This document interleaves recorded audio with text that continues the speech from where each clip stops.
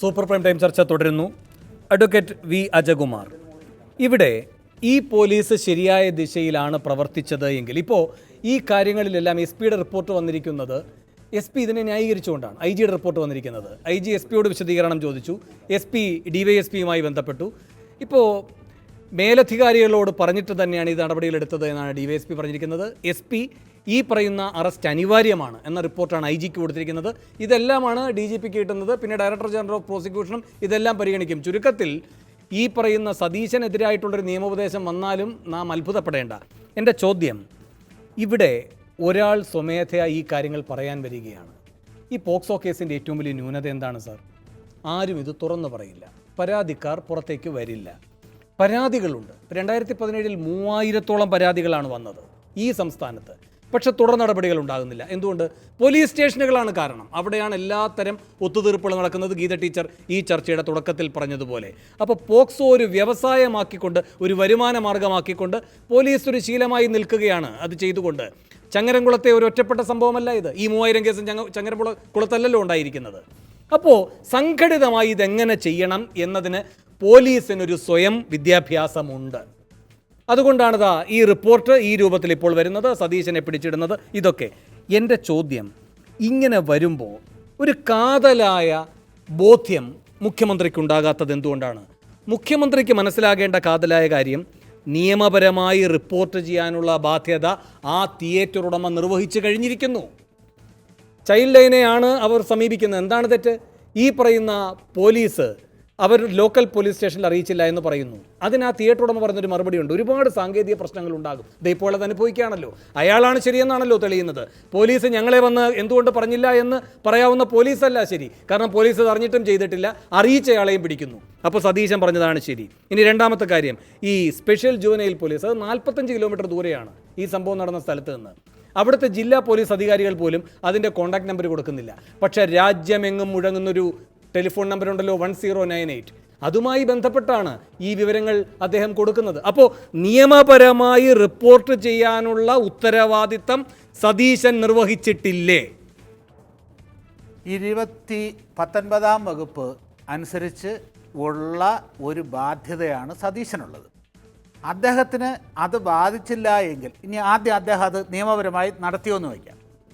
ഏറ്റവും നമുക്ക് മനസ്സിലാക്കാനുള്ളൊരു കാര്യം, അദ്ദേഹം ആ ബാധ്യത നിർവഹിച്ച് കഴിഞ്ഞു. കാരണം 19 വകുപ്പ് അനുസരിച്ച് 24 മണിക്കൂറിനകത്ത് റിപ്പോർട്ട് ചെയ്യണമെന്നില്ല. അയാൾ നേരിട്ട് പോയി പറയണമെന്നില്ല. അയാൾക്ക് ഛത്തീസ്ഗഡ് കോടതിയുടെ ഇതിലെ വിധി നമുക്കുണ്ട് ഡാഡുവിൻ്റെ കേസിൽ. അത് പറഞ്ഞിട്ടുണ്ട്, ഇൻസ്റ്റിറ്റ്യൂഷണൽ ഹെഡിന് ഒരു സാവകാശം വേണം, ഇത് ശരിയാണോ എന്ന് അന്വേഷിച്ചതിന് ശേഷം അദ്ദേഹം പറഞ്ഞാൽ മതി. ഇവിടെ ഇതിലെ ആക്റ്റിൽ പാർലമെൻറ്റ് ഉപയോഗിച്ചിരുന്ന വാക്ക് പ്രൊവൈഡ് ദ ഇൻഫർമേഷൻ എന്നാണ്. പ്രൊവൈഡ് എന്നുള്ളത് നീഡിൽ ഇൻഡസ്ട്രീസ് കേസിൽ 1981 സുപ്രീം കോടതി പറഞ്ഞു. എന്താണ് അത്? എങ്ങനെ ഡയറക്ട്ലി ഓർ ഇൻഡയറക്ട്ലി കൊടുത്താൽ മതി. കാരണം ആരും ഇത് പറയാൻ വരില്ല. അതുകൊണ്ടാണ്. ഇനി എന്താണ് ലാവോക്സിജനിൽ പറഞ്ഞിരിക്കുന്നത്, എന്താണ് ബ്ലാക്ക് ലിസ്റ്റിൽ പറഞ്ഞിരിക്കുന്നത്? ഇത് ഏതെങ്കിലും രീതിയിൽ അദ്ദേഹത്തെ ഈ നിയമപരമായ സാധനങ്ങളിൽ എത്തിച്ചാൽ പ്രൊവൈഡായി. ഈ പ്രൊവൈഡ് ചൈൽഡ് ലൈൻ വഴി ചെയ്ത് കഴിഞ്ഞു അദ്ദേഹം. അതിനെ പൂഴ്ത്തി വെച്ചിട്ടിരുന്നവനാണ് ഇന്ന് അദ്ദേഹത്തോട് പറയുന്നത്, നിങ്ങൾ 24 മണിക്കൂറിനകത്ത് കൊണ്ടുവരണമായിരുന്നു, മറ്റതാണ്. അങ്ങനെ ഒരു കാര്യം രാജ്യത്ത് ഇതൊരു സാധാരണ പോലീസ് സ്റ്റേഷനിലെ SHO മാത്രം വിചാരിച്ചാൽ ചെയ്യാവുന്ന കാര്യമാണെന്ന് ഈ കേരള സമൂഹം വിശ്വസിക്കുമോ? ഒരു കാര്യം കൂടി, ഇപ്പൊ 2017 കേരളത്തിൽ മാത്രം 3000 പോക്സോ കേസുകളാണ്. 1098 ഉപയോഗിച്ച് ഏതാണ്ട് 15 ലക്ഷത്തോളം വിവരങ്ങൾ ചൈൽഡ് ലൈന് രാജ്യവ്യാപകമായി കിട്ടിയിട്ടുണ്ട്.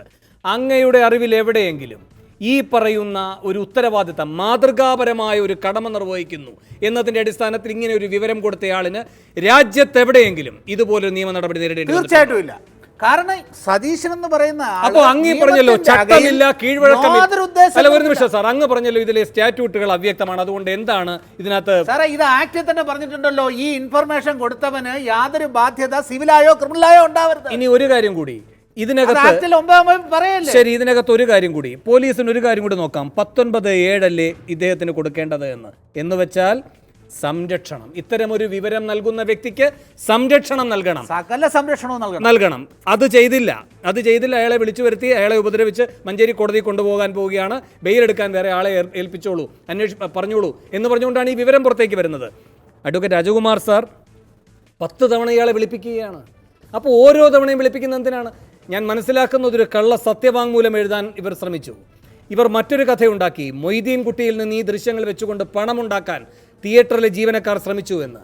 അങ്ങനെ ഒരു കള്ളക്കഥയുണ്ടാക്കി ഇവരെ ഇതിൽ കൊടുക്കുമെന്ന് പറഞ്ഞുകൊണ്ട് എല്ലാ കാര്യങ്ങളും പരീക്ഷിച്ചതിന് ശേഷവും ഈ സതീശൻ അതിൽ ഉറച്ചു നിന്നതുകൊണ്ടാണ് സതീശൻ ഈ ദുർവിധി വരുന്നത്. മാത്രമല്ല, പോലീസിനാണ് ആ CD ഡയറക്റ്റായിട്ട് കൈമാറിയതെന്ന് എഴുതി കൊടുക്കാൻ അയാൾ ആവശ്യപ്പെട്ടു. അതെ. അപ്പൊ ഇതിന്റെ അകത്ത് മൊയ്തീൻ കുട്ടി പോലീസായി മാറിപ്പോയി നമ്മുടെ ചങ്ങരംകുളങ്ങര പോലീസ്. ഇതിന് ഞാൻ ചോദിക്കട്ടെ, IG അദ്ദേഹം വളരെ പ്രഗത്ഭനാണെന്നാണല്ലോ നമ്മൾ അറിയുന്നത്. അദ്ദേഹം ഇത് അറിഞ്ഞിട്ട് കുറേ നേരമായല്ലോ. എന്തുകൊണ്ട് അദ്ദേഹം സൂപ്പർവൈസറി ഓഫീസർ എന്നുള്ള നിലയിൽ ഇയാളെ പ്രതിയാക്കി കൊടുത്ത റിപ്പോർട്ട് 155 ക്രിമിനൽ നടപടി നിയമം 155(2) ലംഘനമാണ്, അത് ഉടൻ പിൻവലിച്ചിട്ട് റിപ്പോർട്ട് ചെയ്യാൻ പറഞ്ഞില്ല? എന്തുകൊണ്ട് അത് പറഞ്ഞില്ല എന്ന് പറയുമ്പോൾ അങ്ങ് പ്രഗത്ഭനാണെന്ന് പറഞ്ഞതുകൊണ്ട് ഞാൻ ഒരു കാര്യം കൂടെ അങ്ങയുടെ ശ്രദ്ധയിൽപ്പെടുത്തുകയാണ്. പാലക്കാട് 2 കുട്ടികൾ, 2 ചെറിയ കുട്ടികൾ ആത്മഹത്യ ചെയ്തു എന്ന് പറഞ്ഞ് അത് ബോധ്യപ്പെട്ട ഒരു IG ആണ് അദ്ദേഹം. പാലക്കാട് ജനൽ കമ്പിയിൽ കഴുത്തിൽ കയറിട്ട് കുട്ടി ആത്മഹത്യ ചെയ്തു. പീഡനത്തിനെ തുടർന്ന് കുട്ടി ആത്മഹത്യ ചെയ്തു എന്ന് വിശ്വസിച്ച IG ആണ്. ഈ കുട്ടി ആത്മഹത്യ ചെയ്യാതിരിക്കുന്നതിന് നാം സതീശനോടാണ് കടപ്പെട്ടിരിക്കുന്നത്. ഈ കുട്ടി ആത്മഹത്യാതിരിക്കുന്നതിന് നാം കടപ്പെട്ടിരിക്കുന്ന സതീശനോടാണ്. IG-യോട് ഒരു തരത്തിലും കടപ്പെടേണ്ട. IG-യോട് നാം കടപ്പെടണം ആ കുട്ടി ആത്മഹത്യ ചെയ്യുകയാണെങ്കിൽ. കാരണം അത് അങ്ങനെ തന്നെ വിഴുങ്ങാനാണ് IG. ഞാനൊരു ഇടവേളയിൽ കൂടി പോകാൻ അതിനുശേഷം തിരികെ എത്താം.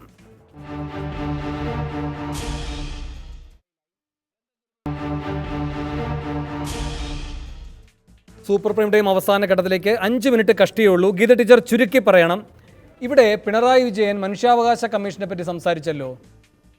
അത് അദ്ദേഹം നിയമസഭയിലും ന്യായീകരിക്കുകയുണ്ടായി കഴിഞ്ഞ ദിവസം. ഇവിടെ ഇപ്പോൾ മറ്റൊരു നിയമം നടത്തുന്ന അല്ലെങ്കിൽ നമുക്ക് സമീപിക്കാൻ കഴിയുന്ന ഒരു സ്വതന്ത്ര ഏജൻസിയാണ് ഈ പറയുന്ന ചൈൽഡ് ലൈൻ.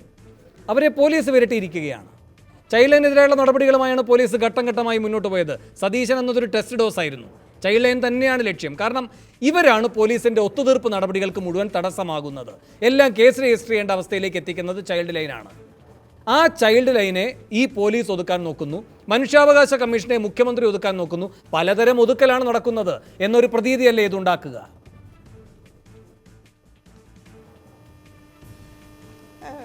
വേണു പറഞ്ഞ ഒരു കാര്യത്തിൽ എനിക്ക് നേരിട്ട് ശരിബോധ്യമുള്ള ഒരു കാര്യം ഞാൻ സംസാരിക്കാം. അതിൽ ചൈൽഡ് ലൈൻ പ്രവർത്തകർ തന്നെയാണ് ഇക്കാര്യത്തിൽ പോലീസിന് ശത്രുവായിട്ട് നിന്നത് എന്നാണ് ഞാൻ വിചാരിക്കുന്നത്.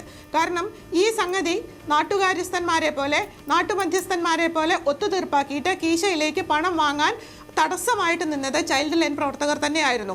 അവരാണ് ഈ കേസ് മുന്നോട്ട് കൊണ്ടുപോയത്. ഇപ്പം ഞാൻ മനസ്സിലാക്കിയെടുത്തോളം ചൈൽഡ് ലൈനിൻ്റെ കയ്യിലെത്തിയിരിക്കുന്ന മറ്റ് കേസുകൾ ഇതിനേക്കാൾ വൃത്തികെട്ട കേസുകളാണ്. ഇതിനേക്കാൾ ദയനീയമായിട്ടുള്ള ദുരന്തങ്ങളാണ് ചൈൽഡ് ലൈനിൻ്റെ മറ്റ് കേസുകൾ. അവരുടെ കയ്യിലുള്ള കേസുകളൊന്ന് പരിശോധിക്കേണ്ടതാണ്. അത്രയും വലിയ ദുരന്തമാണ് അവരുടെ കയ്യിലുള്ള കേസുകൾ. അതിലൊക്കെ ഉണ്ടായിട്ടുള്ള നടപടികൾ എന്ന് പറഞ്ഞാൽ നമ്മൾ അത്ഭുതപ്പെട്ടു പോകും. ഇവിടെ എനിക്ക് 1-2 കാര്യങ്ങളാണ്. ഇവിടെയുള്ള കോൺഗ്രസ് കാരനോടും CPM കാരനോടും എനിക്കൊരു അപേക്ഷയുണ്ട്. നിങ്ങളുടെ ഭരണകാലത്ത് ഇത്ര കസ്റ്റഡി മരണം നടന്നു, ഞങ്ങളുടെ ഭരണകാലത്ത് ഇത്രേ നടന്നുള്ളൂ എന്നുള്ള തരത്തിലുള്ള തർക്കം നിങ്ങൾ ഉന്നയിക്കരുത്. ഈ പോലീസ് എന്ന് പറയുന്ന സംവിധാനം 2 മുന്നണിക്കും വലിയ തലവേദനയാണ് എന്ന് അംഗീകരിച്ചുകൊണ്ട് നിങ്ങൾ ഈ ചർച്ച മുന്നോട്ട് കൊണ്ടുപോവുകയാണെങ്കിൽ മാത്രമേ ഇവിടെ ഞങ്ങളെ പോലെയുള്ളവർക്ക് നീതി കിട്ടുള്ളൂ. ദയവായിട്ട് ആ സത്യം നിങ്ങൾ മനസ്സിലാക്കണം. പിന്നെ മറ്റൊരു കാര്യമുള്ളത് എന്താണെന്ന് വെച്ചാൽ, അവിടെ ഈ എടപ്പാൾ ചങ്ങരംകുളം പോലീസ് സ്റ്റേഷനിൽ എനിക്കറിയില്ല, അതൊന്ന് അന്വേഷിക്കേണ്ടതാണ്. അവിടെ ഒരു കുട്ടികളുടെ കാര്യങ്ങൾ നോക്കുന്ന ഒരു ഓഫീസർ ഉണ്ടാവേണ്ടതാണ്. ഈ കുട്ടികളുടെ വയലൻസ് വന്നാൽ അതിനെ കേന്ദ്രീകരിച്ച് പോസ്കോ നിയമം അറിയുന്ന ഒരു ഓഫീസറെ പോലീസിൽ നിന്നുണ്ടാവേണ്ടതാണ്. അങ്ങനെ ഉണ്ടായിരുന്നുവോ? അങ്ങനെ ഉണ്ടായിരുന്നുവെങ്കിൽ ആ ഓഫീസർക്കെതിരെ എന്ത് നടപടിയാണ് സ്വീകരിച്ചത്? അവിടെയുള്ള ഒരു SIക്ക് മാത്രം എതിരെ നടപടി സ്വീകരിച്ചുകൊണ്ട് അല്ലെങ്കിൽ 2 പോലീസുകാർക്കെതിരെ നടപടി സ്വീകരിച്ചുകൊണ്ട് ഒരു പോലീസ് സ്റ്റേഷനിലെ കളവൊതുക്കാൻ സാധിക്കുകയില്ല. രണ്ടാമത്തെ കാര്യം, ഇപ്പോൾ അന്വേഷണ ചുമതല ഏൽപ്പിച്ചിരുന്ന ഒരു കാര്യം കൂടി പറയണം എനിക്ക്. അത്തരത്തിലുള്ള ഒരു അന്വേഷണ ഉദ്യോഗസ്ഥൻ ഈ കേസ് ഒത്തുതീർപ്പാക്കാൻ ശ്രമിച്ച ആളായിരുന്നുവോ ആദ്യഘട്ടത്തിൽ? ഈ ഒരു കാര്യം അന്വേഷിക്കണം. അങ്ങനെ ആയിരുന്നുവെങ്കിൽ ആ ആളിൽ നിന്ന് അന്വേഷണ ചുമതല മാറ്റണം. അങ്ങനെയുള്ള DYSPയിൽ നിന്ന്, അങ്ങനെയുള്ള CIയിൽ നിന്ന് മറ്റെന്ത് സംഗതിയാണ് ഇവർക്ക് കിട്ടുക? പിന്നെ സതീശന്റെ പേരിലുള്ള കേസ് അവസാനിപ്പിക്കണം. മറ്റൊരു കാര്യം കൂടി ഇവിടെ ഇരിക്കുന്ന CPMലെ MLAയോട് ഞാൻ പറയുകയാണ്. പണ്ട് പിണറായി വിജയനെ അടിയന്തരാവസ്ഥ കാലത്ത് ചവിട്ടി എന്ന് പറഞ്ഞ പോലീസ് ഉണ്ടല്ലോ, ആ പോലീസ് തന്നെയാണ് ഇപ്പോഴും ഇവിടെ നടമാടുന്നത്. ദയവായിട്ട് ആ പോലീസിനെ ജനാധിപത്യവൽക്കരിക്കാൻ നിങ്ങൾ മുഖ്യമന്ത്രിയെ അല്ലെങ്കിൽ ആഭ്യന്തര വകുപ്പിനെ പ്രേരിപ്പിക്കണം. അത്തരത്തിലുള്ള ഒരു ഇച്ഛാശക്തിയാണ് ഇവിടെ കൊടുക്കേണ്ടത്. ഞങ്ങൾക്ക് അതാണ് ആവശ്യം. ശരി ശരി ശ്രീ അനിലക്കര. അല്ല, ഇതിനകത്ത് ഒറ്റ മറുപടി ഉള്ളൂ. കഴിഞ്ഞ UDF ഗവൺമെന്റ് കാലത്തെ മറുപടി എന്ന് പറയുന്നത് പിണറായി വിജയന്റെ ഫേസ്ബുക്ക് പോസ്റ്റ് എടുത്ത് വായിക്കുക എന്നുള്ളതാണ്. അത് വായിച്ചാൽ അതിനുള്ള മറുപടി കിട്ടും. രണ്ടാമത് ഇതിലെ വിഷയം, ഈ കേസ് ഒത്തുതീർപ്പാക്കാൻ ശ്രമിച്ചാൽ പുറത്തു നിൽക്കാൻ, അയാൾ ഈ കേസ് ഒത്തുതീർപ്പാക്കാൻ ശ്രമം നടത്തിക്കൊണ്ടിരിക്കുകയാണ്. ഒത്തുതീർപ്പുകൾ തുടരുകയാണ്. മൊയ്തീൻ കുട്ടി പുറത്തിറങ്ങുന്നതിന് മുമ്പായി ഈ കേസ് ഒത്തുതീർക്കാനുള്ള ശ്രമം നടത്തുന്നുണ്ട്. ഒത്തുതീർക്കാൻ ശ്രമിച്ച ആൾ പുറത്തു നിൽക്കുകയാണ്. അദ്ദേഹം അകത്ത് കിടന്നുകൊണ്ട് തന്നെ ഇത്രയും ശക്തി അതാണ് ഞാൻ പറഞ്ഞത്. ഒത്തുതീർപ്പാക്കാൻ ശ്രമിച്ചാൽ അത് പിണറായി വിജയന്റെ ക്യാബിനറ്റിലുണ്ടോ എന്ന് എനിക്ക് സംശയമുണ്ട്. അതാണ് എന്റെ പ്രശ്നം. അവസാനമായി ശ്രീ ജനാധിപത്യ രാജ്യമാണ്. ജനങ്ങളുടെ ജീവനും സ്വത്തിനും സംരക്ഷണം കൊടുക്കുന്ന ബാധ്യതയിലേക്ക് കേരള പോലീസിനെ കൊണ്ടുവരണമെന്നുണ്ടെങ്കിൽ കേരള പോലീസിലെ കറുത്ത പൊട്ടുകളെ ഒഴിവാക്കണം. നല്ല പോലീസ് ഉദ്യോഗസ്ഥന്മാരെ പ്രോത്സാഹിപ്പിക്കണം. നല്ല പോലീസുകാർക്ക് റിവാർഡ് കൊടുക്കണം. ഒപ്പം ഇത്തരം കറുത്ത പൊട്ടുകളെ നമ്മൾ സർവീസിൽ തുടരാൻ അനുവദിക്കാത്ത നിലയിലുള്ള കർശന നടപടിയെടുക്കും. അതാണ് കേരളത്തിൻ്റെ മുഖ്യമന്ത്രിയായി ശ്രീ പിണറായി വിജയൻ ചെയ്യും എന്ന് നമ്മളെല്ലാം പ്രതീക്ഷിക്കുന്നത്. അതിനുള്ള തുടക്കമാണ് എടുത്തുചാടാതെ അവധാനതയോടുകൂടി ഇത്തരം ഏറ്റവും മാതൃകാപരമായ ജനങ്ങൾക്ക് ഏറ്റവും സ്വീകാര്യമായ നടപടിയിലേക്ക് പോകാൻ ഈ ഗവൺമെന്റ് ഇപ്പോൾ പരിശ്രമം ആരംഭിച്ചു. ഈ തിയേറ്റർ പീഡനം പുറത്തു കൊണ്ടുവന്നത് മാതൃഭൂമി ന്യൂസ് ചാനലാണ്. ഇന്നിപ്പോൾ മാതൃഭൂമി പത്രത്തിന്റെ പോക്കറ്റ് കാർട്ടൂണിലുണ്ട് പോലീസ് കുട്ടിക്കൊപ്പമാണ്, മൊയ്തീൻ കുട്ടിക്കൊപ്പം എന്നു മാത്രം.